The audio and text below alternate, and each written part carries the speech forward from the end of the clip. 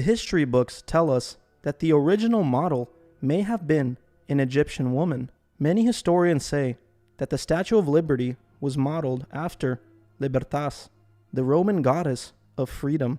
We have also been told that the sculptor Frederick August Bartholdi was first inspired by the colossal figures guarding Nubian tombs. Some historians even believe that it's an amalgamation of all of these. The Roman goddess Libertas, a peasant, and the extra inspiration in the artist's own mind. So who was the sculptor that designed the Statue of Liberty, and what was the actual purpose behind the statue? The sculptor behind the Statue of Liberty was a high-ranking Freemason named Frederick August Bartholdi, who was born in 1834 in Colmar, France, in the Alsace region on the border of Germany.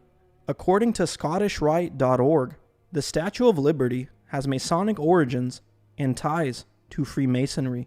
In fact, the Colossus in New York's harbor was conceived, financed, built, and installed by Freemasons. Nearly 100 years after the end of the American Revolution in 1865, nearly 100 years after the end of the American Revolution in 1865, French political thinker and Freemason Edward de la Boulaye, who belonged to a Masonic lodge in Paris, proposed to France that the country gift a monument to the United States in commemoration of their diplomatic relations, and to celebrate a century of freedom and democracy. Additionally, Freemason La Boulaye and his comrades, which included the likes of Oscar and Edmond de Lafayette, grandsons of Marquis de Lafayette, Henry Martin, and a sculptor and Freemason, Frederick August Bartholdi, had hoped that the gift would inspire their own French citizens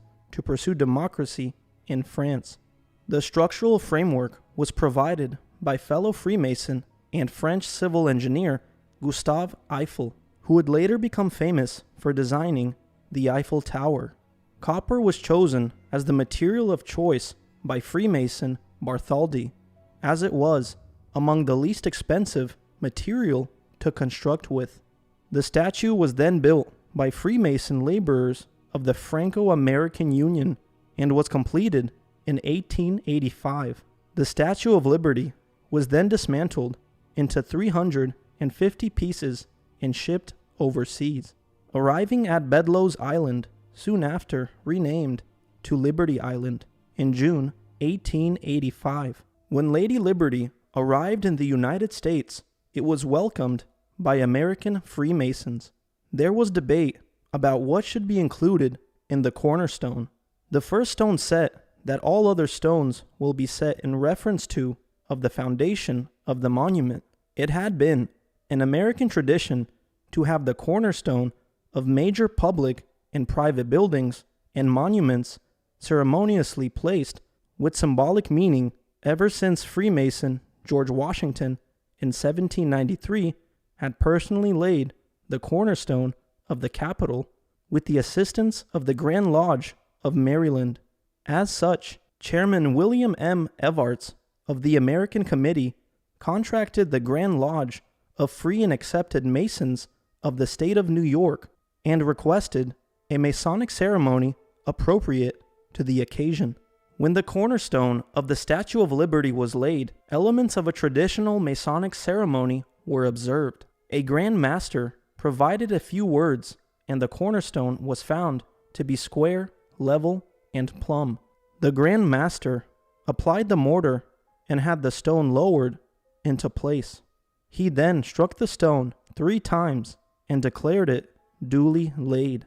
Then the elements of consecration were presented: corn, wine, and oil.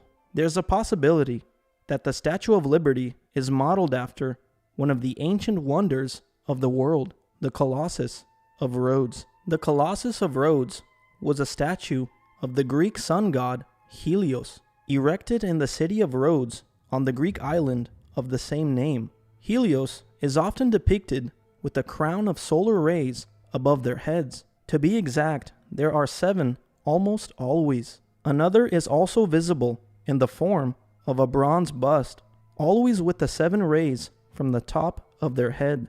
According to most contemporary descriptions, the Colossus stood approximately 70 cubits or 33 meters high, which would equal to 108 feet high, approximately the height of the modern Statue of Liberty from feet to crown, making it the tallest statue in the ancient world.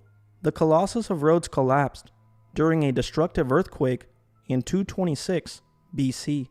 Besides the obvious similarities between Helios and the Statue of Liberty, such as both entities described as light bearers and bearing 7 solar crowns above their heads, evidence for the Colossus of Rhodes being the possible inspiration behind the Statue of Liberty is found on a plaque located on the pedestal of the statue, with an inscription that reads, "The New Colossus."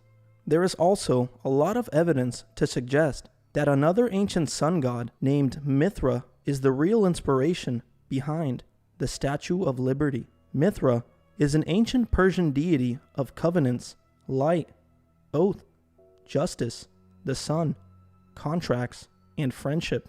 In addition to being the divinity of contracts, Mithra is also seen as a judicial figure, an all-seeing protector of truth and the guardian of cattle, the harvest, and the waters. Mithra was famously recognized as being the god of light, whose cult spread from India in the east to as far west as Spain, Great Britain, and Germany. The first written mention of the Vedic Mithra dates to 1400 BC. His worship spread to Persia, and after the defeat of the Persians by Alexander the Great throughout the Hellenic world in the 3rd and 4th centuries AD, the cult of Mithra carried and supported by the soldiers of the Roman Empire. It has long been recognized that there are many similarities between the initiation rituals and symbolism of the ancient Mithric mysteries and those of modern Freemasonry. Masonic writers have often professed to see many points of resemblance between Mithraism and Freemasonry. High-ranking Freemason Albert Pike once declared that Freemasonry is the modern heir of the ancient mysteries. I believe Mithra, Helios, Apollo, Ra, and many other sun gods are an earthly personification of the devil, the accuser himself, who has deceptively declared himself to humanity as a beacon of light and freedom. He is the entity behind the inspiration for Aleister Crowley's famous phrase, "Do what thou wilt shall be the whole of the law." The scripture warns us that the devil often presents himself as an angel of light, and that we are not to marvel at him. 2 Corinthians chapter 11, verses 14 through 15. And no marvel, for Satan himself is transformed into an angel of light.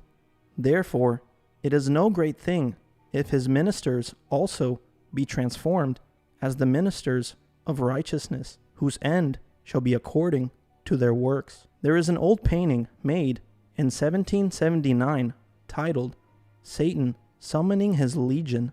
The face of this painting has an uncanny similarity to the face of the Statue of Liberty and other ancient statues depicting different sun gods, such as Helios, Mithra, and Apollo, which could all be personifications of the accuser himself with different names. This is possibly his earthly form. Not only is there a good chance that the Statue of Liberty represents Satan himself, but it also might have been made to commemorate a specific event that's found in the scriptures, known as Satan's little season. After the events of Armageddon in the scriptures, in the book of Revelation, an angel comes down with the key of the bottomless pit and a great chain in his hand. This angel binds the devil with his chain and casts him in the bottomless pit for 1,000 years, and set a seal upon him that he should deceive the nations no more till the 1,000 years should be fulfilled. After the 1,000 years expire, he must be loosed a little season to deceive the nations one last time. I believe the 1,000 years possibly ended in the late 1700s. and the Statue of Liberty is paying an homage to this event. At the feet of the statue, we see a broken chain, perhaps symbolizing his release from the bottomless pit, with a torch in the right hand symbolizing the false light, and a plaque in the left hand that reads the year 1776, which we are told is the date of the Declaration of Independence. The date on this plaque might be the date and declaration of his official release.